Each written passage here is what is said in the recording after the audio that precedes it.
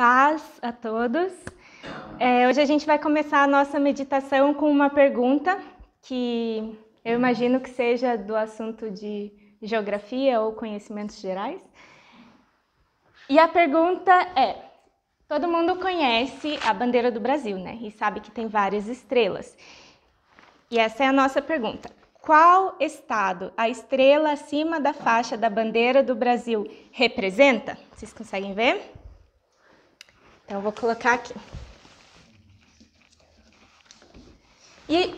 Mas eu vou dar algumas opções, tá bom? Fica tranquilo. Então, letra A, Amazonas. Eu ouvi um não aqui da plateia. Letra B, Pará.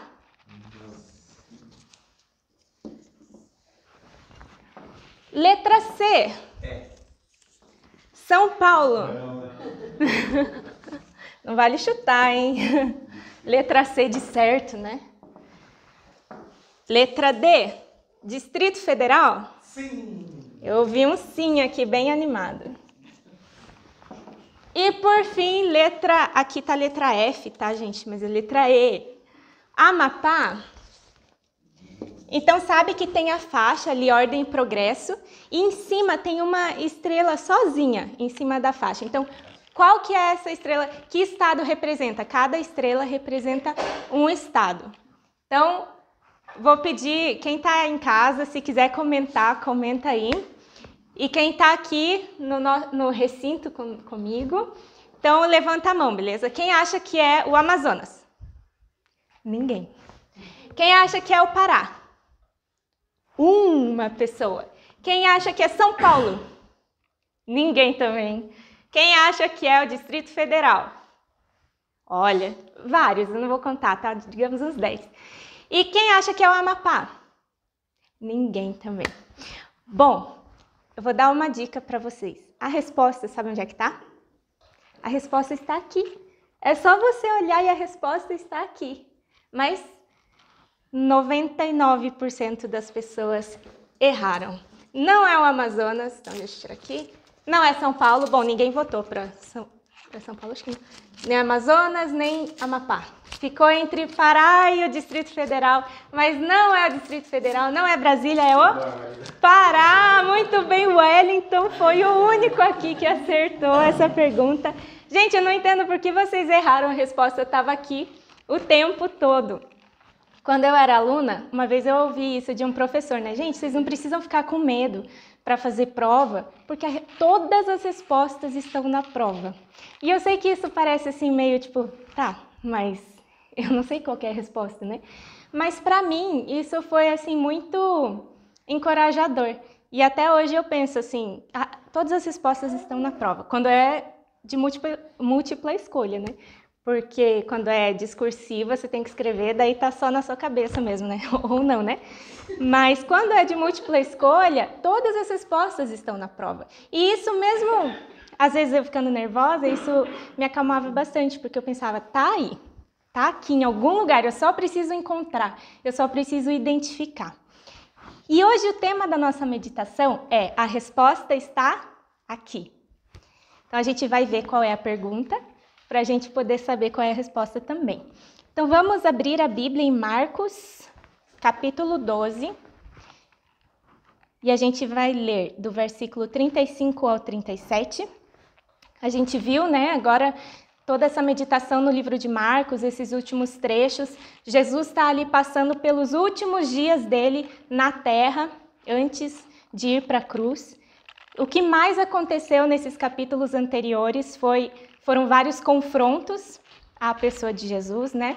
Nós vemos grupos de religiosos, grupos de pessoas que eram contra o Senhor Jesus, indo até ele, confrontando com perguntas que, na verdade, eram armadilhas, só para ver se encurralavam Jesus ou se pegavam Jesus em alguma resposta ruim que ele desse para acusá-lo, para levá-lo, né, à morte mesmo. Eles estavam já planejando como poder se livrar de Jesus.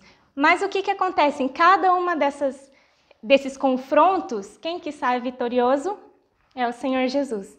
Ali com a resposta certa, com a resposta que faz todo mundo ficar sem palavras, Jesus, pelo Espírito Santo, com toda a sabedoria celestial, ele ia rebatendo a cada pergunta que vinha com muita graça do Senhor.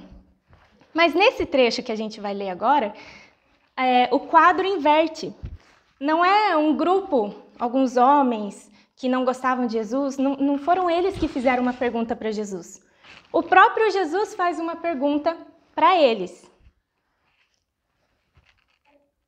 Jesus pergunta para eles, e algo assim de um assunto que ainda não tinha sido ali tão discutido nos últimos capítulos, que parece que veio assim, né, do nada, mas Jesus pergunta, ele vai direto no personagem, na pessoa principal, na pessoa central de toda a história judaica. Ele vai direto em alguém que é central em toda a história, no personagem mais importante, mais especial e mais desejado por todos os judeus, inclusive por aqueles homens que estavam ali, por aqueles religiosos. Jesus pergunta para eles algo sobre a pessoa mais importante de todas. E esses homens, eles conheciam muito das Escrituras, eles conheciam muito da lei de Moisés, da Torá, né, que é a Bíblia judaica. Mas será que eles vão saber a resposta dessa pergunta? Vamos ler ali então Marcos. Vou ler na versão Revista Atualizada, do versículo 35 ao 37. Jesus, ensinando no templo, perguntou: como dizem os escribas que o Cristo é filho de Davi? O próprio Davi falou pelo Espírito Santo. Disse o Senhor ao meu Senhor: assenta-te à minha direita, até que eu ponha os teus inimigos debaixo dos teus pés. O mesmo Davi chama-lhe Senhor. Como, pois, é ele seu filho? E a grande multidão ouvia com prazer. Vamos orar? Senhor Deus, neste momento, Pai, queremos olhar apenas para o Senhor, queremos ouvir a Tua palavra, o que o Senhor tem para dizer a cada um de nós, e pedimos que o Senhor se revele, Pai, a nós, que o Senhor revele a Tua palavra, Senhor Deus, que não só apenas a entendamos na nossa mente, Senhor, mas que seja revelada aos nossos espíritos em nome de Jesus, Deus. Que a gente possa ouvir também hoje essa pergunta e que possamos ver a resposta, não apenas saber, mas ver, Senhor, essa resposta que o Senhor tem para nós nesse dia, em nome de Jesus. Amém. Amém. Antes da gente conversar ali sobre as palavras desse texto, eu queria pular ali para Mateus e pegar 2 versículos emprestados que eles contam como começou ali essa conversa, como que estava caminhando esse ensinamento de Jesus no templo, antes dele fazer essa pergunta: como dizem os escribas que o Cristo é filho de Davi? Então, antes disso, ali em Mateus 22, 41 e 42 diz assim: reunidos os fariseus, interrogou-os Jesus: que pensais vós do Cristo? De quem é filho? Responderam-lhe eles: de Davi. Então Jesus já tinha perguntado, né? O que vocês pensam do Cristo? Quem será que é esse Cristo, né? O que vocês pensam do Cristo? De quem ele é filho? Então essa foi a pergunta de Jesus. De quem Cristo é filho? E eles responderam o quê? De Davi. Então Jesus, ele continua ali, né? Em Marcos, versículo 35, a gente viu, né? Jesus ensinando tal, perguntou: como que dizem que Cristo é filho de Davi? Então Jesus já tinha perguntado, né? De quem Cristo é filho? Eles falaram: de Davi. E Jesus fala: como que dizem que Cristo é filho de Davi? Então essa é a pergunta que Jesus está fazendo. Ele foi direto ao ponto principal de toda a Escritura, de toda a promessa de Deus para o povo judeu, que era a vinda do Messias, a libertação através do Messias. E Jesus vai direto ali e pergunta: tá, de quem que ele é filho? Mas vamos ver ali então, personagem por personagem, quem são essas pessoas. Primeiro ali no versículo 35, Jesus pergunta: como dizem os escribas? Quem que eram esses escribas? Bom, elas eram um grupo de pessoas que eram os mais versados na Torá, que é a lei do povo judeu, ali os nossos primeiros livros da Bíblia, né? E eles eram os mais versados, mais conhecedores da Bíblia, das Escrituras.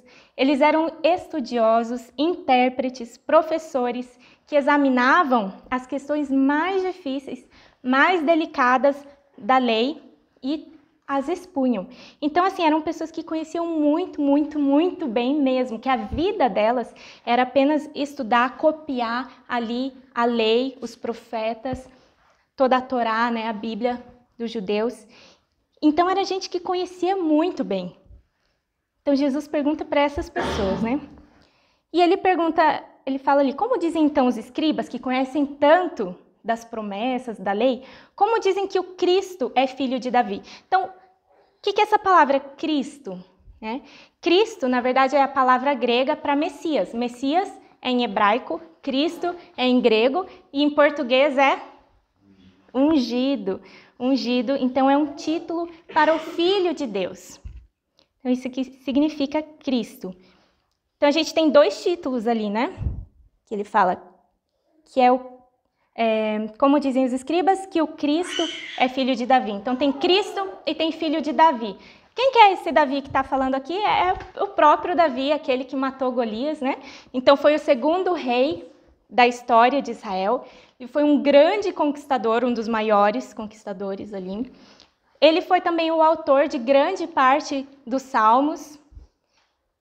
E ele recebeu uma promessa muito especial, uma promessa diretamente de Deus. E essa promessa é que do descendente dele viria um rei, que iria reinar para sempre. Quem é esse rei que reinará para sempre? É o próprio Messias. Então, nós sabemos que esse título Filho de Davi, ele está falando do próprio Messias, o descendente de Davi, não necessariamente ali o filho, né, que foi gerado, mas significa o descendente de Davi. Então temos 2 títulos que falam sobre o Messias, que falam sobre o enviado de Deus, que é Cristo e Filho de Davi. Vamos seguir então para o versículo 36. O próprio Davi falou pelo Espírito Santo. Bom, o Espírito Santo a gente sabe que é o Espírito de Deus, a 3ª pessoa da Trindade, né? É Deus Espírito Santo. E o que Davi falou então pelo Espírito Santo, inspirado pelo Espírito Santo de Deus? Disse o Senhor ao meu Senhor: assenta-te à minha direita, até que eu ponha os teus inimigos debaixo dos teus pés. Esse versículo, Jesus está citando ele de um salmo, do Salmo 110. É o versículo 1 do Salmo 110, um salmo escrito por Davi, inspirado pelo Espírito Santo, como a gente viu. E é um salmo messiânico. O reverendo, Hernandes Dias Lopes, ele diz assim, que é a coroa de todos os salmos, uma das principais passagens messiânicas de todo o Antigo Testamento. Por quê? Porque ela está falando diretamente, explicitamente sobre o Messias ungido do Senhor. E também é o trecho do Antigo Testamento que é mais citado no Novo Testamento. O Salmo 110 foi citado no Novo Testamento, inclusive por Jesus aqui, mas também por Paulo, por Pedro, foi citado 21 vezes, só esse salmo. Mas para a gente continuar então, vou ler rapidamente ali o Salmo 110, porque como eu falei, aqueles escribas, eles conheciam muito bem a palavra de Deus. E eles com certeza conheciam esse salmo, e com certeza sabiam todos os versículos ali deste salmo. E eu vou ler para que a gente possa conhecer também, ok? Na versão linguagem de hoje. Então acompanhe aqui. Vou pegar uma aguinha antes.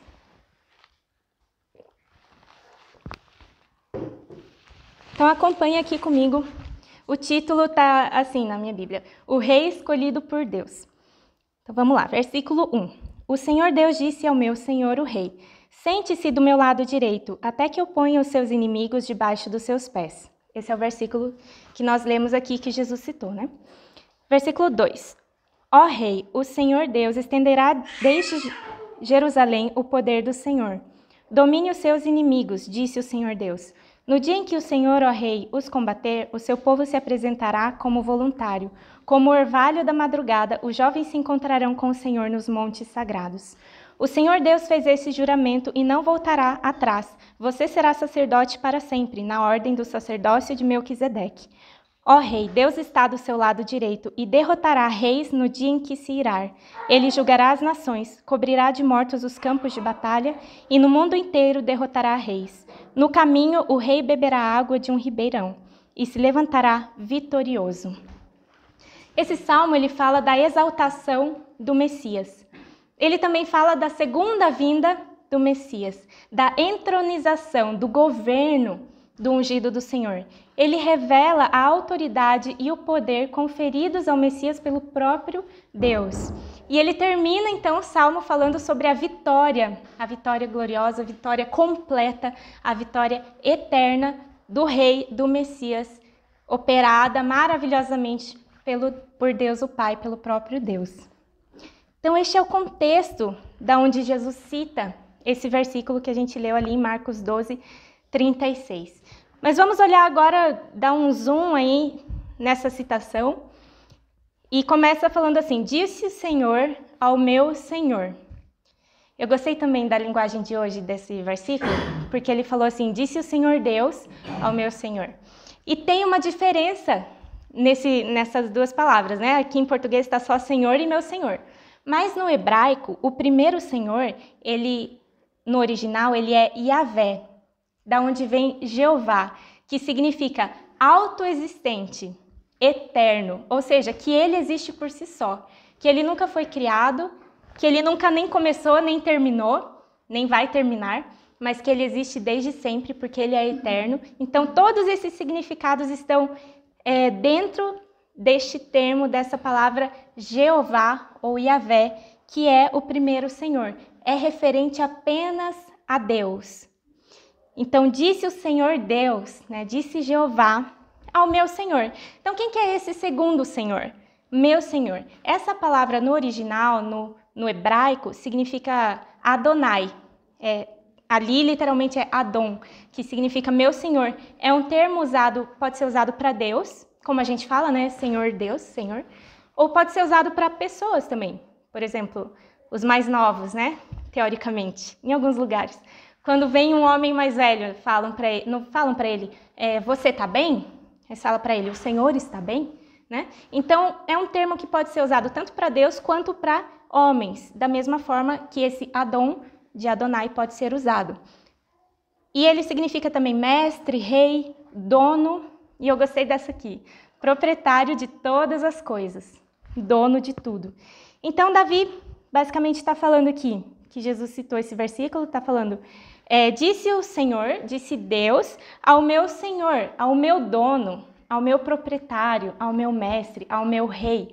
E Davi era rei, né? E ele tem aqui, nesse versículo, dois senhores, né? O Senhor Deus e esse Senhor dono dele. E então, o que o Senhor Deus falou, né? Para o Senhor de Davi. Começa ali, assenta-te à minha direita. Esse termo assenta-te, né, é para sentar, então sente-se.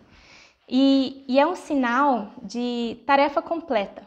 Porque quando a gente está trabalhando, a gente está em pé, andando e está fazendo as coisas. Quando a gente termina, o que a gente faz? A gente para.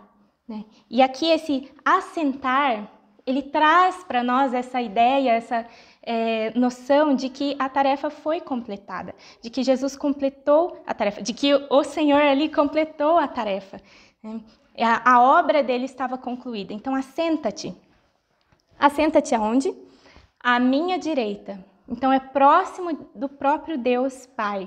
É ali do lado, junto. E essa posição, à direita, ela é uma posição da plenitude de honra e de poder e ao lado de Deus, né? Então, é poder, domínio, dignidade, é uma posição especial, distinta, superior a todas as outras. Então, assenta-te à minha direita. E o que mais? Até que eu ponha os teus inimigos debaixo dos teus pés.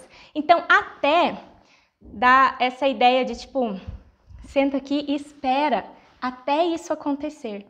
Então, esse Senhor, ele está assentado porque ele terminou o seu trabalho. E ele está assentado na posição mais distinta e ele espera, ele aguarda. Eu queria ler aqui Hebreus 10, versículo 12 e 13, diz assim, bem claramente, né? Jesus, porém, tendo oferecido para sempre um único sacrifício pelos pecados, assentou-se à destra de Deus, ou à direita de Deus, aguardando daí em diante, até que os seus inimigos sejam postos por estrado dos seus pés. Então é basicamente isso aqui, basicamente a citação de Jesus, o salmo ali de Davi, mas agora totalmente explícito, falando claramente Jesus. Jesus tendo oferecido para sempre um único sacrifício pelos pecados, ou seja, a sua própria vida. Então essa foi a obra que Jesus concluiu, completou. Então, tendo feito isso, tendo feito a sua missão, cumprido a sua missão, ele se assentou à direita de Deus, aguardando daí em diante. Então esse até é uma espera, ele está aguardando algo que o Pai, que Deus Pai está fazendo. Mas será que então Jesus ele só está sentado e não está mais agindo, não está trabalhando, não está fazendo nada, só está aguardando? Com certeza não, né? Jesus, ele tem muitas funções. E eu queria destacar apenas uma delas, que me foi muito especial neste texto, que está em Romanos, capítulo 8, versículo 34. Diz assim: quem os condenará? É Cristo Jesus quem morreu, ou antes quem ressuscitou, o qual está à direita de Deus e também intercede por vós. Então Jesus ele está ali sentado à direita do Pai, de Deus Pai, e o que ele está fazendo?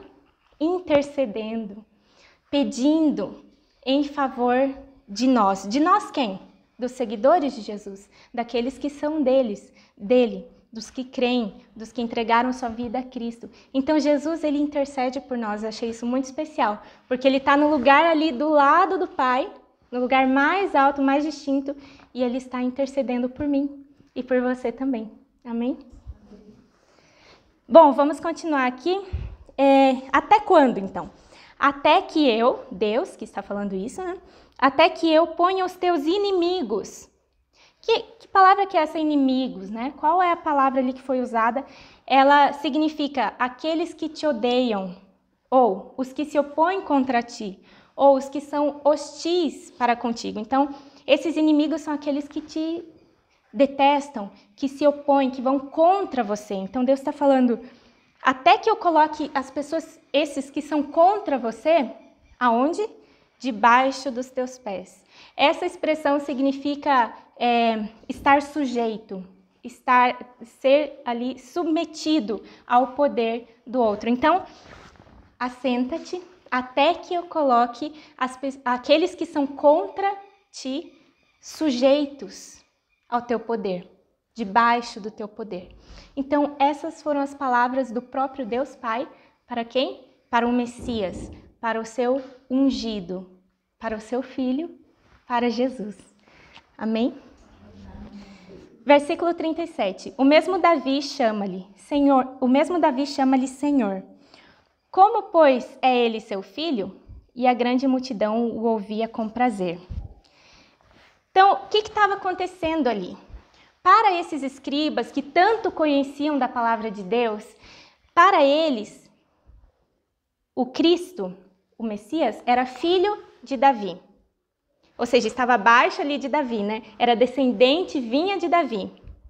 Mas Jesus fala assim, como que ele pode ser filho de Davi, estar abaixo de Davi, ser descendente de Davi, se Davi chama ele como? De meu Senhor. O Senhor, ele está acima. O Senhor é o dono, né? Como eu falei, é o proprietário de todas as coisas. Então, o dono, o proprietário, o mestre, o Senhor, ele está acima daquele que é seu, digamos assim, da sua posse, não é verdade? Então, como que Jesus está perguntando? Vocês estão falando que o Messias, então ele é filho de Davi. Mas como ele pode ser filho de Davi se o próprio Davi chama ele de Senhor? Se ele está acima de Davi? E o que eles responderam então? Nada, né? Ninguém conseguiu mais falar nada. E a grande multidão ouvia com prazer. No texto ali de Mateus, diz que depois ninguém mais ousou perguntar coisa nenhuma para ele.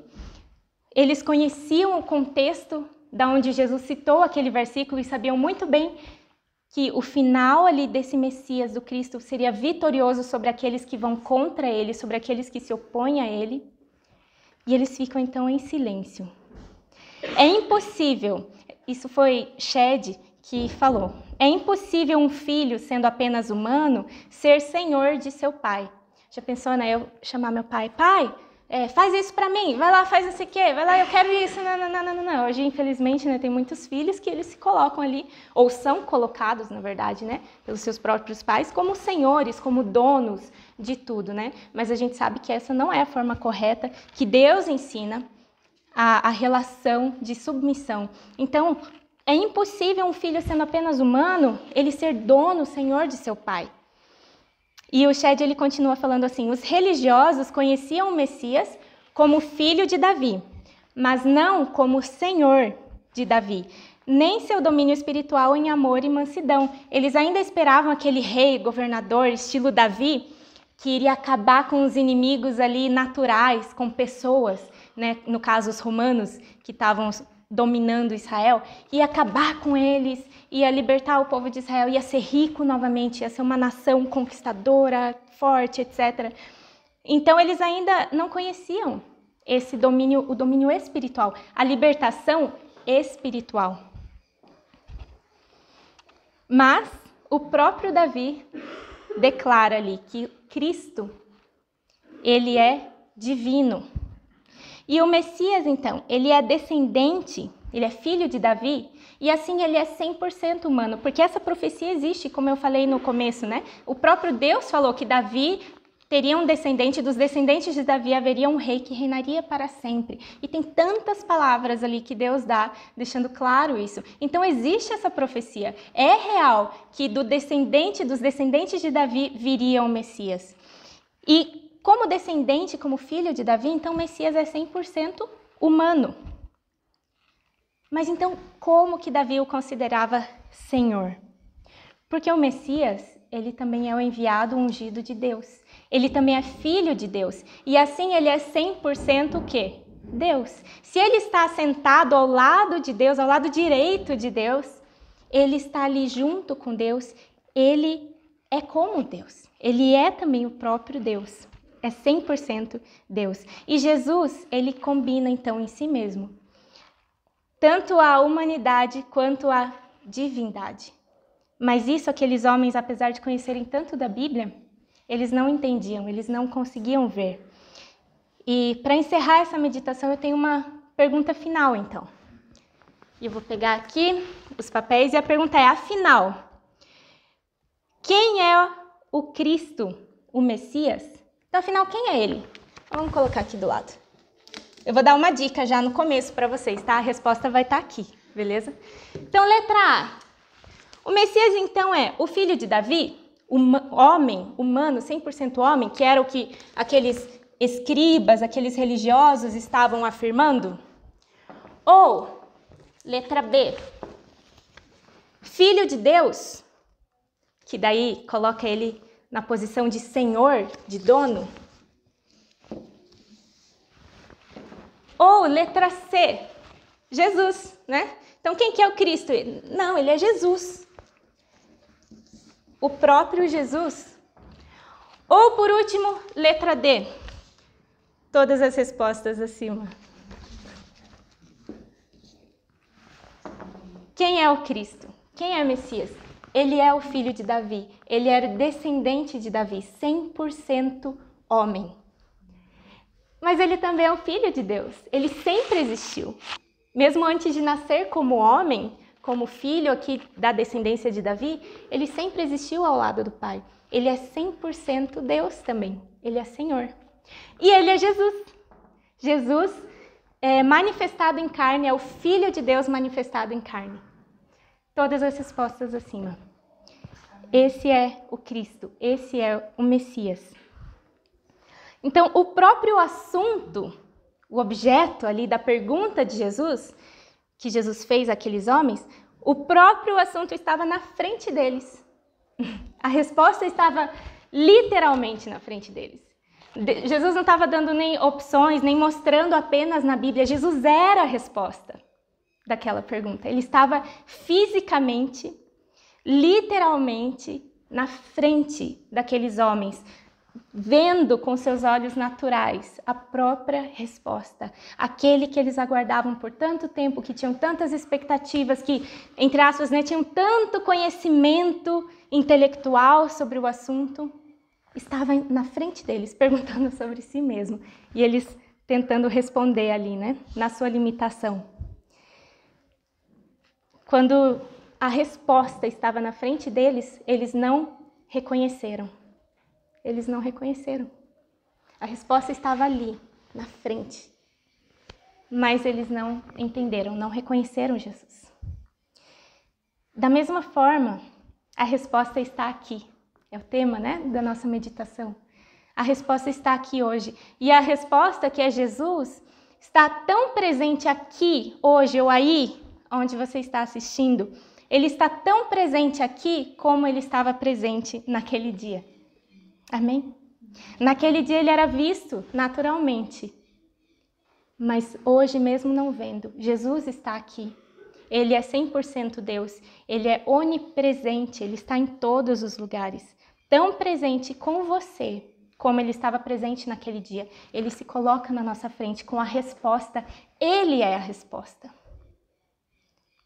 E o meu convite, o meu apelo a cada um de nós nessa manhã é que a gente não deixe passar batido. Às vezes a gente conhece muito sobre Jesus, às vezes acredita, né, que ele foi um profeta, que ele existiu, que ele foi, né, descendente de Davi, um homem, um judeu. Mas eu acredito também que ele é filho de Deus, que ele é Senhor. Isso aqui faz toda a diferença. Da mesma forma que tem gente que quer Jesus apenas como Salvador, como aquele que faz milagres e curas, mas não quer o Senhor Jesus como Senhor, como dono, como alguém que você tem que se submeter. Não, quer Jesus apenas para fazer coisas para si, mas não para se submeter, se entregar para o Senhor Jesus. Essa pessoa conhece mesmo o Senhor Jesus? Não. Todas as respostas acima estão corretas sobre quem é Jesus. Ele está aqui, ele está presente. Não vamos perder a oportunidade de reconhecê-lo.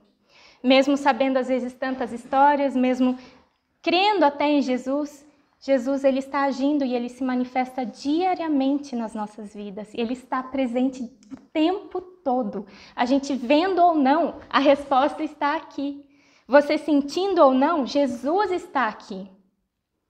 Que a gente não seja como esses escribas que nem perceberam que a resposta estava ali em frente a eles, mas que a gente possa reconhecer o Senhor Jesus em cada momento. Amém?